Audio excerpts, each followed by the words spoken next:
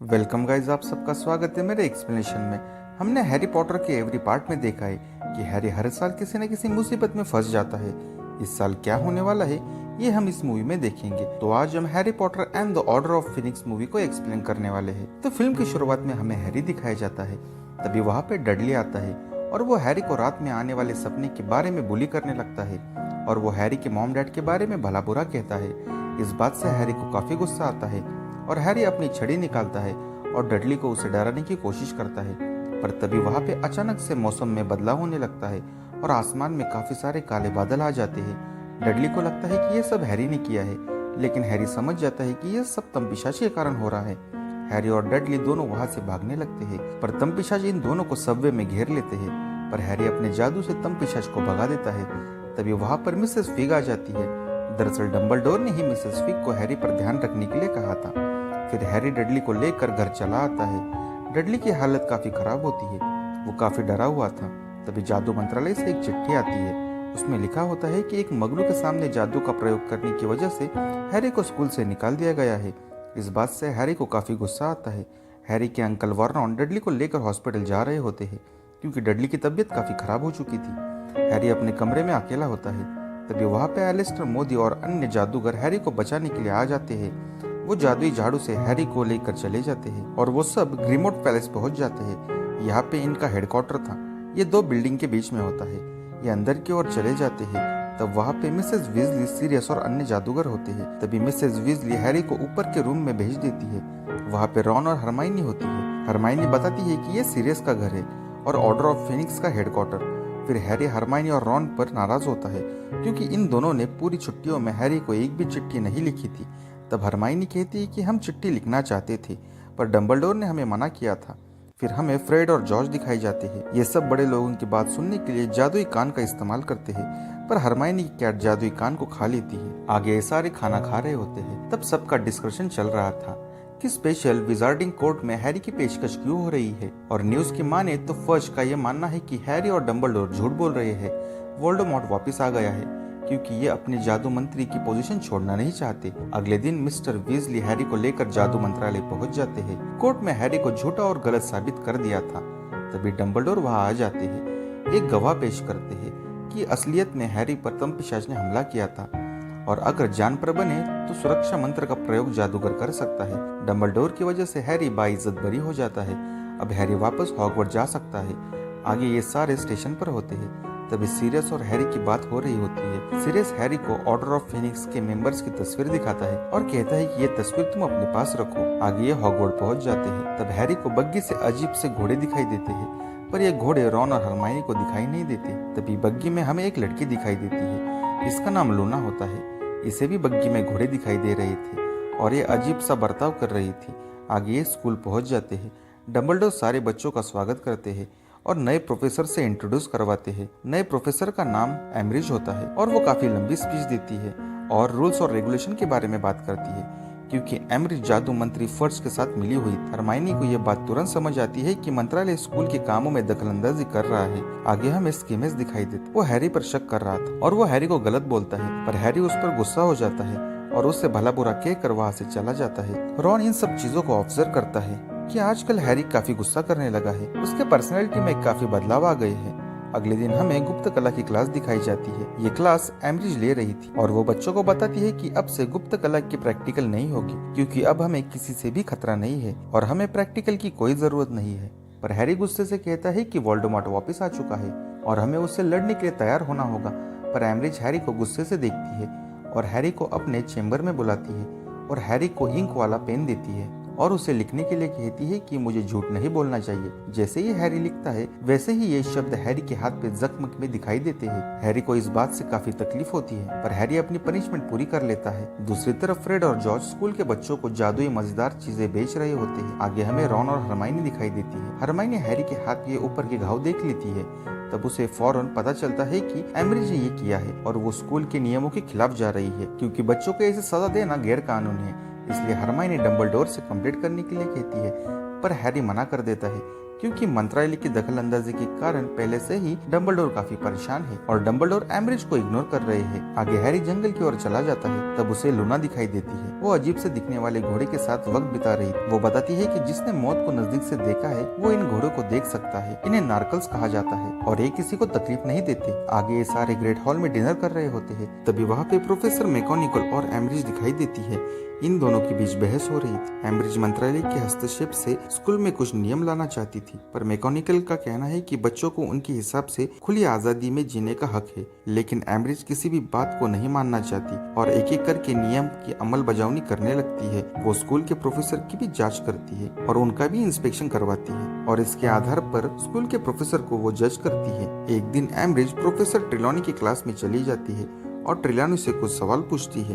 अंत में ट्रिलॉनी एक भविष्यवाणी करती है कि आप पर काफी बड़ी मुसीबत आने वाली है, पर एम्ब्रिज को यह बात सुनकर गुस्सा आता है क्योंकि वो अपने आप को काफी सुपीरियर मानती है और ट्रिलॉनी को स्कूल से निकालने का आदेश निकालती है। जब ट्रिलॉनी को स्कूल से निकालने का वक्त आता है तब ट्रिलॉनी और सारे लोगों को काफी बुरा महसूस होता है, लेकिन कोई भी कुछ नहीं कर पाता। लेकिन तभी डम्बलडोर वहाँ आ जाते हैं और एम्ब्रिज को बताते हैं कि तुम स्कूल के किसी भी प्रोफेसर को उनके पद से निकाल सकती हो, पर स्कूल से निकालने का अधिकार सिर्फ और सिर्फ हेडमास्टर के पास है। और मैकेनिकल को प्रोफेसर ट्रिलॉनी को स्कूल के अंदर ले जाने के लिए कहते हैं, लेकिन एम्ब्रिज कहती है कि कुछ दिनों के लिए। आखिर हेडमास्टर के राइट मेरे पास आने ही वाले हैं।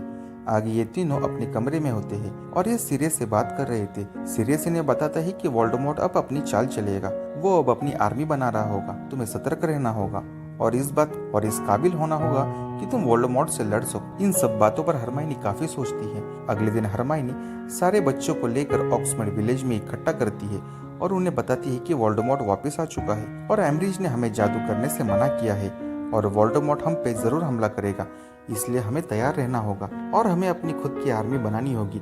लेकिन कोई भी हरमाइनी की बातों को सीरियसली नहीं लेता, पर हरमाइनी सारों बच्चों को काफी अच्छे तरीके से कन्विंस कर लेती है और बताती है कि हैरी ने अब तक काल दृष्टि को हराया है, काफी सारे तमपिशाच को भगाया है, तमपिशाच का सामना किया है और अभी अभी उसने वोल्डेमॉर्ट से लड़कर वापस आया है। इन सब बातों से सारे बच्चे हैरी पर भरोसा करने लगते हैं और हैरी को एज अ टीचर एक्सेप्ट करते हैं। फिर ये सारे अपना अपना नाम एक पेपर पर मेंशन करते हैं और इनकी आर्मी का नाम होता है डम्बलडोर की आर्मी। आगे ये स्कूल चले जाते हैं, लेकिन एम्ब्रिज की नजर इन पर होती है और वो कुछ रूल्स बनाती है कि स्कूल में ग्रुप में रहना मना है और ग्रुप में बातचीत करना भी। अब इनके पास ग्रुप तो बन गया था, पर जादू की प्रैक्टिस करने के लिए इनके पास कोई भी जगह नहीं थी। आगे नेविल स्कूल में घूम रहा था, तभी उसे एक तहखाना दिखाई देता है।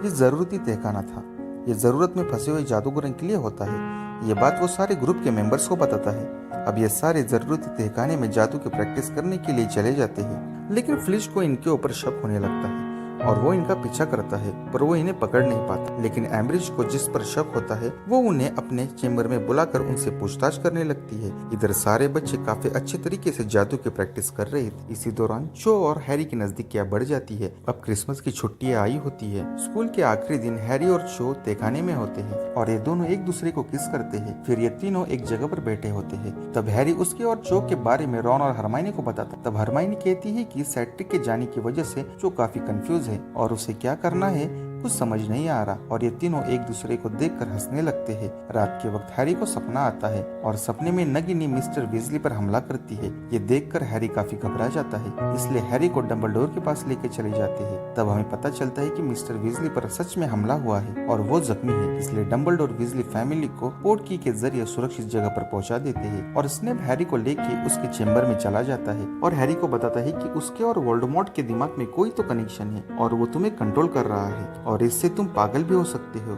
और इतना ही नहीं, तुम्हें अपनी सोचने की शक्ति को कंट्रोल करना होगा। आगे क्रिसमस की छुट्टियों में ये सब विजलीज के यहाँ चले जाते हैं। वहाँ पे सारे हैरी के नाम का जाम पीते हैं क्योंकि मिस्टर विजली की जान हैरी की वजह से बची थी। आगे हैरी एक रूम में जाता है, तब उसे वहाँ पर एक क्रिएचर दिखाई देता है। वो हैरी और सारे जादूगरों को काफी भला बुरा कहता है, लेकिन सीरियस वहाँ आकर उस क्रिएचर को डराता है। आगे सीरियस हैरी से बात करता है और बताता है कि ये उसी का ही घर है और उसके फैमिली ट्री को भी दिखाता है। वहाँ पे सीरियस बेलाट्रिक्स को दिखाता है। ये सीरियस की कजन होती है और ये काफी इंटरेस्टिंग कैरेक्टर है, ये हमें आगे पता चले। आगे सीरियस बताता है कि मैं 16 साल की उम्र में सीरियस को घर से निकाल दिया था, इसलिए सीरियस जेम पॉटर के साथ रहने लगा आगे सीरियस कहता है कि तुम अपने डैड की तरह ही हो। आगे हैरी सीरियस को बताता है कि रात को आने वाले सपने और इन तकलीफों के कारण मैं काफी चिड़चिड़ा हो चुका हूँ और काफी गुस्से महसूस करता हूँ। पर सीरियस हैरी से कहता है कि इन सब के बावजूद तुम एक सच्चे इंसान हो। आगे ये सारे हॉगवर्ड वापस चले जाते हैं। तब इन्हें पता चलता है कि हैग्रिड वापस आ चुका है, इसलिए ये हैग्रिड से मिलने के लिए उसके घर में चले जाते हैं। पर वहाँ पे पहले से ही एम्ब्रिज होती है। वो हैग्रिड से पूछताछ करती है कि इतने दिन से तुम कहाँ पे थे। तब वो कहता है कि मैं घूमने के लिए गया था। हैग्रिड यहाँ पे झूठ बोल देता है। आगे एम्ब्रिज के जाने के बाद ये तीनों हैग्रिड के घर चले जाते हैं। तब हैग्रिड इन्हें बताता है कि वो कहाँ गया था। वो बताता है कि वोल्डेमॉर्ट अपनी आर्मी बना रहा है, इसलिए डम्बलडोर ने मुझे जंगल में भेजा था ताकि मैं जायंट्स को अपने तरफ कर सकूं। अभी भी कुछ जायंट्स वोल्डेमॉर्ट के साथ है और हॉगवर्ड में काफी बुरा समय आने वाला है, इसलिए हमें इस चीज से लड़ने के लिए तैयार रहना होगा। इधर दूसरी तरफ हम अज़्काबान जेल में बेllatrix को देखते हैं। अज़्काबान जेल पर हमला हुआ था और बेllatrix काफी डरावनी स्माइल करती है और अब वो आजाद थी। और ये बात न्यूज़पेपर में भी आती है। इस न्यूज पर मंत्री फर्ड्स ये स्टेटमेंट देते हैं कि बेllatrix को सीरियस ने आजाद किया है क्योंकि वो भी अज़्काबान जेल में था। इधर डम्बलडोर की आर्मी काफी अच्छे तरीके से जादू सीख रही थी, लेकिन एम्ब्रिज इनकी सीक्रेट जगह पता कर लेती है और वो इन सभी को पकड़ लेती है और डम्बलडोर के पास लेकर चली जाती है और बच्चों को साइन किया हुआ पेपर सबको दिखाती है और इस पेपर पर लिखा था डम्बलडोर की आर्मी। डम्बलडोर इस आरोप को एक्सेप्ट कर लेते हैं। तब फर्ड डम्बलडोर को कैद करने का आदेश देता है, पर डम्बलडोर फर्ड्स से कहते हैं कि मेरा जेल जाने का कोई इरादा नहीं है और डम्बलडोर अपने फिनिक्स को बुलाते हैं और जादू से गायब हो जाते हैं। डम्बलडोर के जाने के बाद जादू मंत्री फर्ड्स एम्ब्रिज को हॉगवर्ड का नया हेडमास्टर बना देते हैं। हेडमास्टर बनते ही स्कूल में काफी स्ट्रिक्ट रूल आ जाते हैं और एम्ब्रिज स्कूल में एक डिक्टेटर की तरह पेश आती है। आगे ये हैग्रिड के साथ जंगल में चले जाते हैं। तब हैग्रिड इन्हें अपने छोटे भाई से मिलाता है। वो शरीर से काफी बड़ा होता है पर दिमाग से एक छोटे बच्चे की तरह उसका बर्ताव होता है। वो एक जाइंट होता है, उसका नाम ग्रॉफ था। हैग्रिड इन्हें बताता है कि बहुत बड़ी जंग होने वाली है, शायद इस जंग में हम रहे ना रहे, पर हमें ग्रॉफ की काफी चिंता है क्योंकि हमारे अलावा इसका कोई नहीं है। ये अपना खाना पीना खुद देख लेता है पर इसे अकेलापन महसूस ना हो, इसलिए बीच बीच में इसे मिलने आना। तभी ग्रॉफ हरमाइनी को उठा लेता है पर हरमाइनी उसे डांटती है कि उसे नीचे उतारो। वो डर के हरमाइनी को नीचे उतार देता है। ये तीनों ग्रॉफ की जिम्मेदारी लेते हैं। इधर दूसरी तरफ स्नेप हैरी को अपना दिमाग कंट्रोल करना सिखा रहा था। तभी हैरी स्नेप के दिमाग में झांकता है और जो देखता है वो उसे नहीं देखना चाहिए था। वो देखता है स्नेप का बचपन में जेम्स पॉटर स्नेप को काफी बुली करते थे। स्नेप इससे काफी परेशान था और स्नेप लिली से काफी प्यार करता था, पर लिली स्नेप से प्यार नहीं करती। तभी स्नेप हैरी को रोकता है और उसे वहाँ से जाने के लिए कहता है। वहाँ से बाहर आने पर हैरी को फ्रेड और जॉर्ज दिखाई देते हैं। वो एक छोटे बच्चे को समझा रहे थे क्योंकि एम्ब्रिज ने उसे सजा दी, पर एम्ब्रिज कहती है कि वो इसी के लायक है, इसलिए फ्रेड और जॉर्ज स्कूल को छोड़ने का फैसला करते हैं। अगले दिन इनकी एग्जाम होती है। तब जॉर्ज और फ्रेड झाड़ू से उड़कर क्लासरूम में आते हैं और पूरे क्लास में पटाखे फोड़ने लगते हैं। सारे बच्चे इनके पीछे पीछे स्कूल के बाहर चले जाते हैं। सारे लोग काफी खुश होते हैं। तभी हैरी के दिमाग में विजन आते हैं और इस विजन में हैरी को सीरियस दिखाई देता है। वोल्डेमॉर्ट ने सीरियस को पकड़ लिया था और वो सीरियस को कुछ पूछ रहा था। ये दोनों मंत्रालय की एक रूम में होते हैं और वहाँ पे काफी सारी जादुई क्रिस्टल बॉल होते हैं। हैरी ये बात फौरन रॉन और हरमाइनी को बताता है। ये तीनों एम्ब्रिज के चेम्बर के चिमनी से शू पाउडर का इस्तेमाल करके वहाँ जाने की कोशिश करते हैं, पर ये असफल होते हैं। एम्ब्रिज इन्हें पकड़ लेती है और इनसे पूछताछ करने लगती है। तभी वो प्रोफेसर स्नेप को बुलाती है और स्नेप को सत्यद्रव काढ़ा लाने के लिए कहती है, पर स्नेप कहता है कि आपने सत्यद्रव काढ़े को दूसरे बच्चों से पूछताछ करने में खत्म कर दिया है। तब हैरी स्नेप को हिंट से कुछ कहने की कोशिश करता है, पर स्नेप ऐसा बर्ताव करता है कि जैसे उसे कुछ समझ नहीं आया।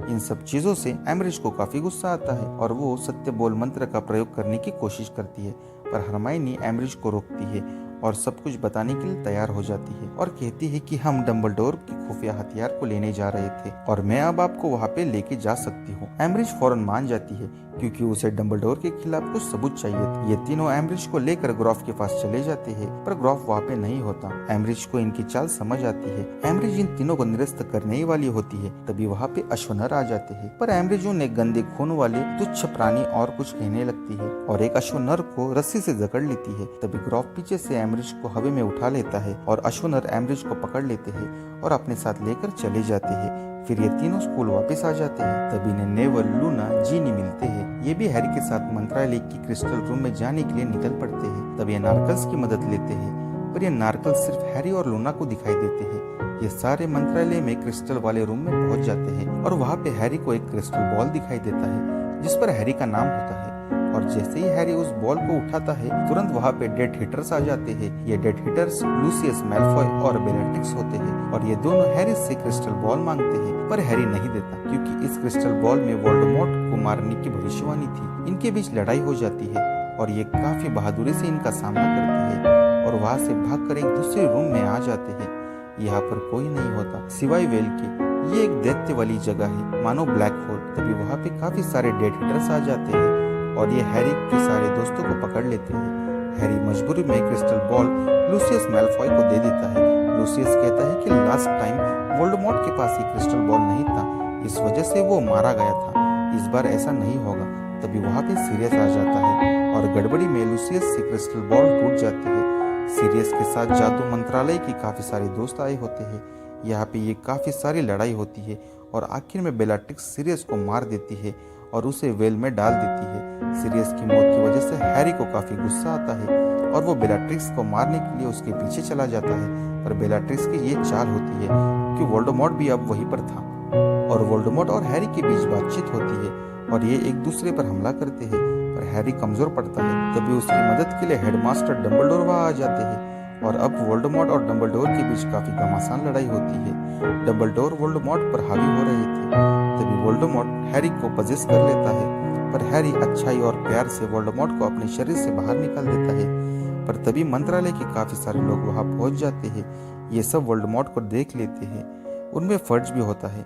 वोल्डेमॉर्ट को देखने की वजह से फर्ज अपने मंत्री पद से इस्तीफा दे देता है और डंबलडोर और हैरी बेकसूर साबित होते हैं क्योंकि वोल्डेमॉर्ट वापस आ गया था और ये दोनों सच बोल रहे थे।